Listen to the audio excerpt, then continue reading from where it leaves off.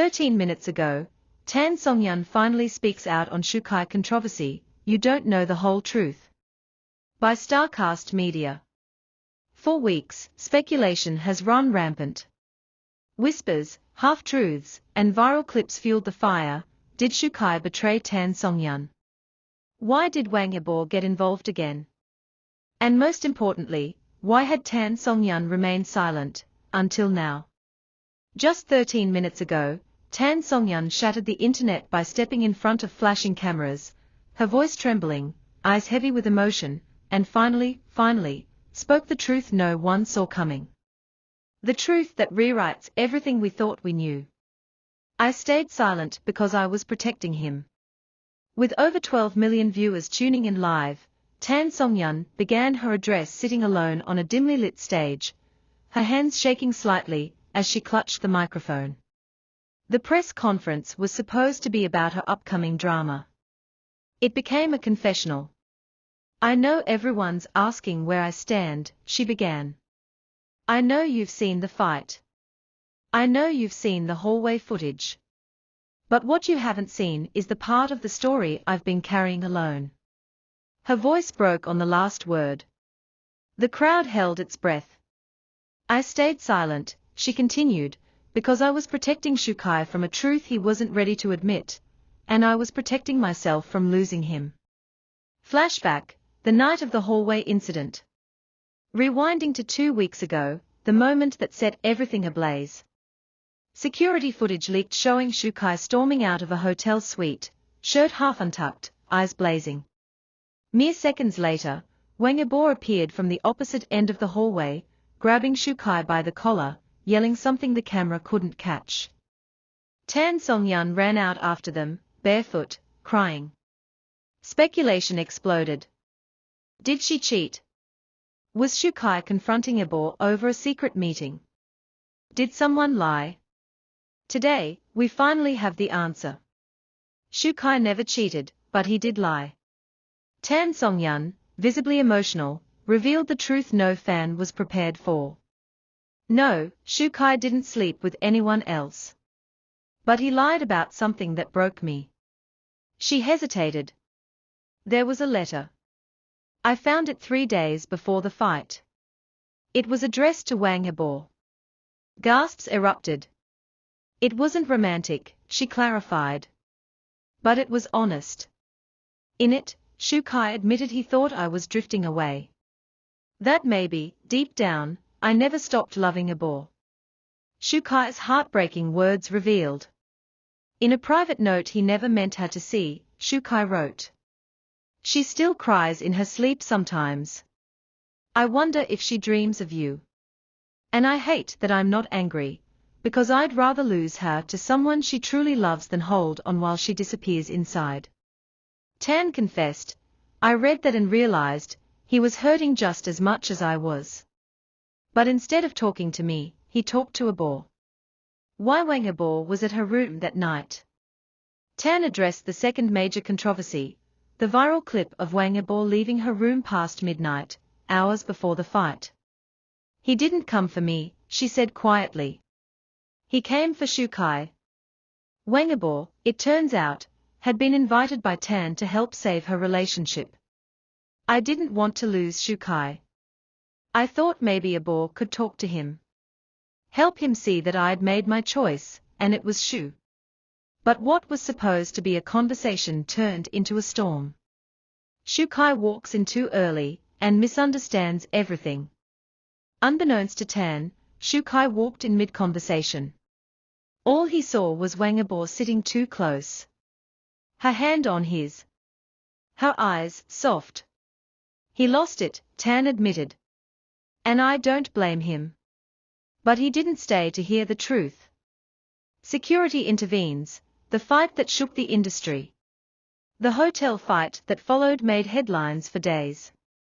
Shukai and Wang Yebo had to be physically pulled apart. Punches were thrown. One security guard suffered a fractured wrist. Yebo's lip was split. Shukai's eye bruised.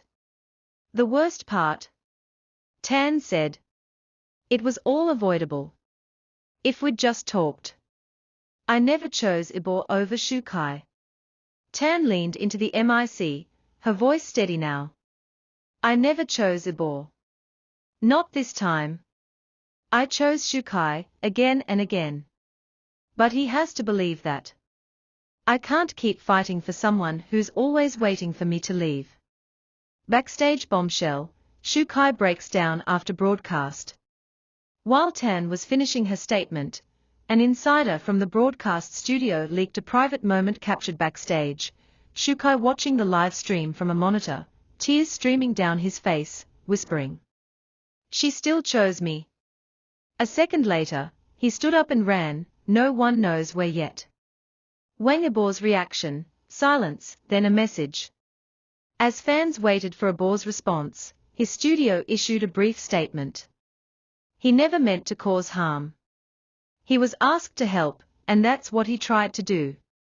But hours later, Wang Ibor posted a single, cryptic message on his private account. Sometimes, letting go is the truest way to love someone. What happens now? Tan Songyun has made her feelings clear, but what Shukai does next could change everything. Will he return? Will he forgive? Will he believe her? And perhaps the bigger question, will this triangle ever truly untangle? Fan reactions, the internet is on fire. Hashtag Team Shu and hashtag Team Ibor have reignited with full force. This is Tan's redemption arc and I'm here for it. Ibor walking away again, just proves he never wanted to fight for her. Shukai better run to her, not walk. Final words, you don't know the whole truth. Tan Songyun ended the conference with a message directly to fans, and to Shukai. You've only seen pieces of us. What we let you see. But real love is messy. And sometimes, the truest parts are the ones we try hardest to hide. Now you know the whole truth. What happens next, that's not just my decision anymore. The air in the studio was suffocating. Tan Songyun sat across from the interviewer, her back straight, but her fingers trembling slightly as she clutched the corner of her beige blazer. The cameras had just cut back in after a brief break, and though her makeup was intact, the storm behind her eyes had only grown darker. What exactly happened that night, Songyun? The host asked softly. What made you disappear? Tan inhaled sharply. It wasn't just the fight, it was what I heard. What Shukai said when he thought I wasn't listening. Flashback to 3 weeks ago, during the height of the chaos. Tan had quietly returned to the set late one night, after her emotional breakdown. She'd left her phone in the dressing room and returned to retrieve it, only to find the door slightly ajar. Inside, Shukai stood with his back to her, speaking in a low, bitter tone to his manager. I love her, Shukai had said. But she deserves someone who doesn't carry scars like mine. Someone who isn't haunted. Tan had frozen. Her heart pounded so loudly she was afraid it would give her away. She wanted to burst in, to hold him, to scream that she didn't care about his past, that all she wanted was him. But she couldn't move. Because in that moment, she realized Shukai had made up his mind to let her go. I thought he didn't want me anymore, Tan now admitted on air, voice cracking. So I left. I walked away before he could. The host leaned forward. But the public blamed you, they said you betrayed him. Tan gave a pained smile. Let them. The truth was, I was just trying to protect myself from hearing it again. From hearing him say it to my face. Across the city, Shukai sat in silence, watching the interview unfold live. His hand was clenched around the remote, knuckles white. His phone had been blowing up ever since the broadcast started, producers, friends, even his mother had called. But he ignored them all. Because nothing else mattered right now except the look in Tan Songyun's eyes. Not hurt. Not anger. But heartbreak.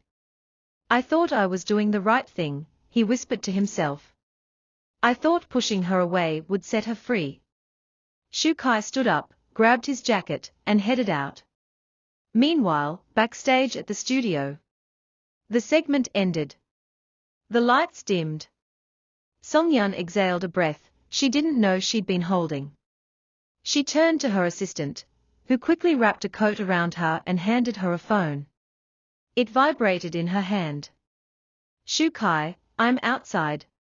Please, just 5 minutes." Her fingers hovered over the screen. Her heart screamed yes. But her mind, the part still wounded, still wary, hesitated. Then another text came in. "Shukai, if I ever made you doubt yourself, I failed you. Let me try again." She stood. The hallway between the studio and the back entrance was dimly lit. Tan Songyun walked slowly, heels clicking on the marble floor, each step echoing like a heartbeat. And then, there he was. Shukai stood beneath the awning, drenched from the sudden rain, eyes locked on hers like she was the only thing in the world worth seeing. Neither said anything for several seconds. "I thought I lost you," he said first, voice shaking. "You did," she whispered. "But you're standing here. And so am I." He took a step forward. "I was scared I wasn't enough. That I'd hurt you the way I hurt everyone before. And I was scared you were already gone," she replied. "That everything we built was just dust." Shukai moved closer.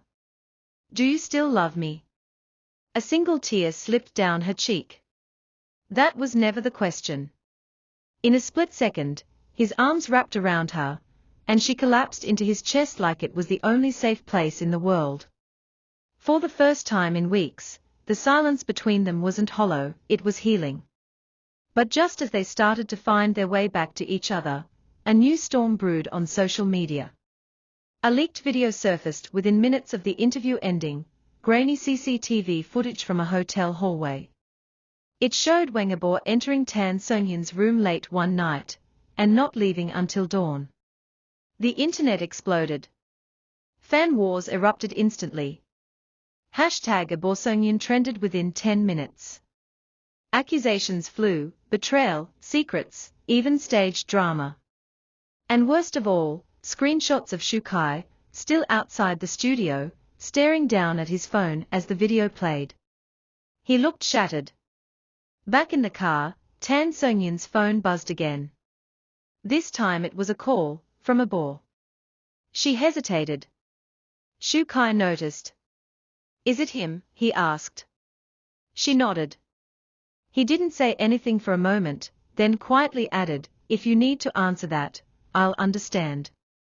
"No," she said, pressing decline. "Not anymore." But she also knew it wouldn't be the last she'd hear of Wang Yibo. Because what no one else knew, not the public, not even Shukai, was that what happened that night did mean something.